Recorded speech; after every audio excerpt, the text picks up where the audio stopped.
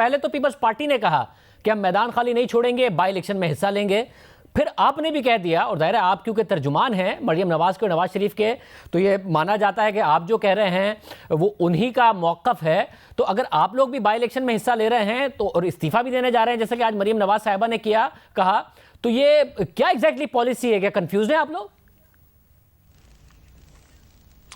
नहीं, कंफ्यूज नहीं है शाह साहब। एक तो जाहिर सी बात है, जब सितंबर में हमने इस कैंपेन का आगाज़ किया था तो ये कोई छोटी कैंपेन तो थी नहीं, उसमें मुश्किलात भी आनी थी, रुकावटें भी आनी थी, और ये कोई स्मूथ सेलिंग तो होनी नहीं थी।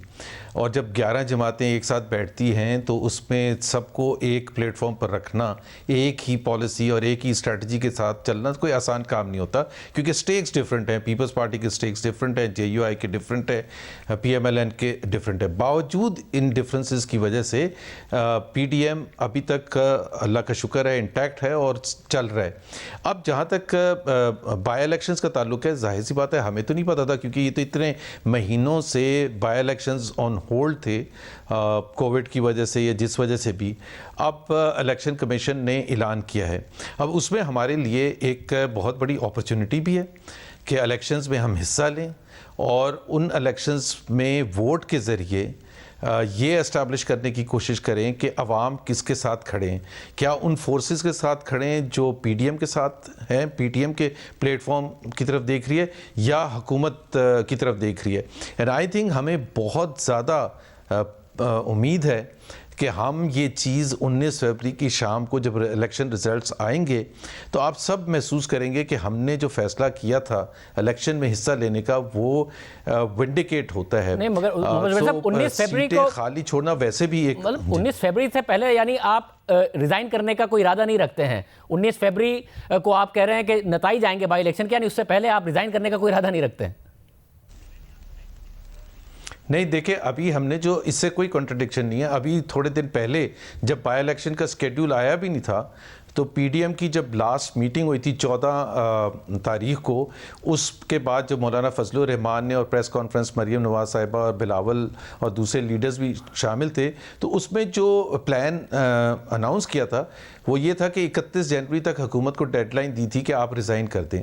फेलिंग विच 1 फरवरी को PDM अपनी नई स्ट्रेटजी अनाउंस करेगी जिसमें 2 चीज़ें होंगी, एक लॉन्ग मार्च और दूसरा इस्तीफ़े। तो हम समझते हैं कि अब चूँकि हमारे पास एक स्पेसिफिक डेट भी है बाई इलेक्शन की, तो उसका हमारा जो ऐलान होगा 1 फरवरी को वो उसी हवाले से होगा और उसको मद्देनज़र रख के होगा। मगर ज़ुबैर साहब, आप लोग ये कहते हैं कि पहले तो ये हुकूमत जाए, इस्तीफ़ा दे, उसके बाद इलेक्शन इसी निज़ाम के तहत नहीं लड़ने हैं, क्योंकि इस निज़ाम के तहत आपका दावा है 2018 में धांधली हुई, आपका दावा है कि गिलगित बल्तिस्तान में आपके साथ धांधली हुई, मगर इसी निज़ाम के तहत आप बाई इलेक्शन में हिस्सा लेके इस हुकूमत को मात दे के साबित करना चाहते हैं कि हुकूमत गैर मकबूल है। देखिए, एक तो ये बहुत बड़ा चैलेंज है और ये कोई आसान फैसला नहीं है। आसानी सिर्फ इस लिहाज से है कि 2018 के जनरल इलेक्शन के मुकाबले में चंद सीटों पर बाई इलेक्शन पर आप नज़र ज़्यादा अच्छी तरह रख सकते हैं, और आपको ये भी पता है कि ये क्या कुछ हो सकता है प्री इलेक्शन, इलेक्शन के दिन वोटिंग के ज़रिए। और सबसे ज़्यादा जो हैरान कुन बात थी, हमारे लिए सरप्राइज़ एलिमेंट था 2018 में, काउंटिंग के दौरान किस तरह से गलतियां हो सकती हैं। सो हमारी जो नज़र है वो उस पर रहेगी, एंड हम 2 चीज़ें हो सकती हैं, या तो हम सीधा सीधा जीतेंगे अगर कोई धांधली ना हुई, कोई प्री पोल रिगिंग ना हुई, या इस किस्म की धांधली अगर करेगी हुकूमत तो वो उसको एक्सपोज करने में भी आसानी होगी। सो आइदर वे मेरा ख्याल है हमारा जो स्ट्रेटजी है वो कामयाब रहेगी। मतलब आइदर वे आप अपने आप को सेफ कर रहे हैं हर तरफ से, कि अगर जीत गए तो साबित कर देंगे कि हुकूमत गैर मकबूल हो गई है, हार गए तो कह देंगे प्री पोल रिगिंग हुई थी, या फिर इलेक्शन डे रिगिंग हुई थी, या फिर बाई इलेक्शन है, बाई इलेक्शन में तो हुकूमतें जीत ही जाती हैं। नहीं, ये लास्ट पॉइंट नहीं मैं कह रहा। मैं सिर्फ ये कह रहा हूँ कि अगर डब्बे उठाते हुए भागते हुए देखे जाएंगे कैमरे की नज़र से, या ठब्बे लगाते हुए दिखाएगी मीडिया और कैप्चर करेगी, या ब्लेटेंट कोई इस किस्म की रिगिंग होगी जो सबके सामने होगी, तो वो तो सबके सामने होगी। कोई हम ये तो नहीं कहेंगे कि जी वो तो ठीक है जी, ये तो इलेक्शन सिटिंग गवर्नमेंट जीतती ही है। ये वाला लास्ट पॉइंट मेरा रेफरेंस नहीं था। मेरा प्रेफरेंस था कि इस मैं एहतियातन पहले ही कह दिया है, एहतियातन पहले ही कह दिया है कि तीसरा पॉइंट भी नहीं होगा। तो आप कह रहे हैं कि अगर नहीं दिखाया गया ठप्पे लगाते हुए, बैलेट बॉक्स ले जाते हुए, तो आप लोग हार मानेंगे और तीसरा बयान नहीं दे रहे होंगे कि जी बाई इलेक्शन था, लोगों को होता है कि जी बाई इलेक्शन में हुकूमत को वोट दे दें क्योंकि काम कराने होते हैं कॉन्स्टिट्यूंसी के, तो आप लोग को एक्सक्यूज नहीं बनाएंगे।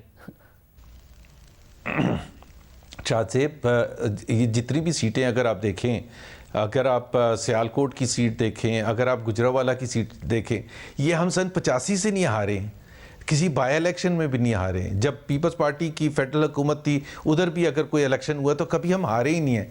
और अगर आप लीड भी देखें 2018 के इलेक्शंस में, एक में हम 40,000 से ज़्यादा वोटों से जीते थे, दूसरे में जो प्रोविंशियल असेंबली की थी उसमें 32,000 वोटों से जीते थे। बावजूद उस धांधली के, प्री पोल रेकिंग, तोड़ फोड़ सबके बावजूद, डर खौफ, काउंटिंग में जो सारा कुछ किया गया, उसके बावजूद इतने मार्जिन से जब जीते थे, तो ये तो हो नहीं सकता कि जी 2020 में खुद वज़ीर आज़म ये कह रहे हैं कि जी हम डिलीवर नहीं कर सके 2.5 साल में, और अब सडनली अवाम आके उन्हीं को वोट देना शुरू हो जाए। ऐसा मेरा ख्याल है किसी के लिए भी एक्सेप्ट करना पॉसिबल नहीं होगा। ज़ुबैर साहब, क्लियरली नजर आ रहा है कि आप लोग कॉन्स्टिट्यूंसीज को खाली नहीं छोड़ना चाहते हैं, इसलिए बाई इलेक्शंस भी लड़ रहे हैं।